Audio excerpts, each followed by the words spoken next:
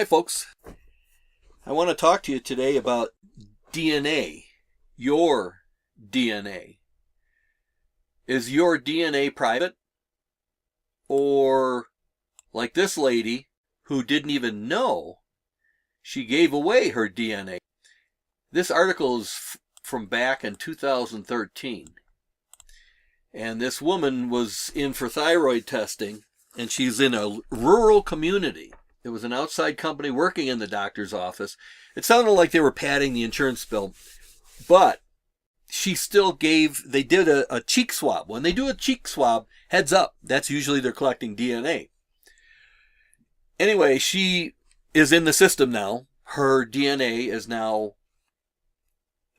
registered and marked on her Social Security number, her name, and now she's in a file in the system. My huge concern is, do you want to give your DNA, I mean the mapping of your life, your physical being, up to the government or any other advertiser or whoever? I sure don't. So that's why I'm raising this red flag. To me, it's a very big red flag. Honestly, I believe the end game, the mark of the beast, people talk about getting chipped, and the mark of the beast is going to be a chip. Well, I don't think it's just going to be a chip. I think it's going to be they might make it, they adjust your DNA for one thing or another, and I think that's coming very quickly. But keep your eyes open for that. But don't give away your DNA information if you can do it. Now, I had trouble years ago, and my fingerprints and picture are in the FBI. And so they didn't do a cheek swab, but I imagine nowadays they do a cheek swab and collect your DNA if you get arrested. So I want to show you something right here. This is an email I got, and look at this. #1 selling consumer DNA test. And Ancestry DNA. I would love to find my ancestry and stuff like that. I do know we came over on the Mayflower, which was kind of cool. My sister, that's a great researcher, found that out. This would be just really interesting information, but I give up my DNA privacy if I do that.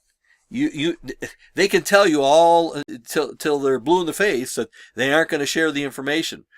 Well, what if they get hacked, or what if there's an emergency and they need to share it? Once you give it up, you give it up.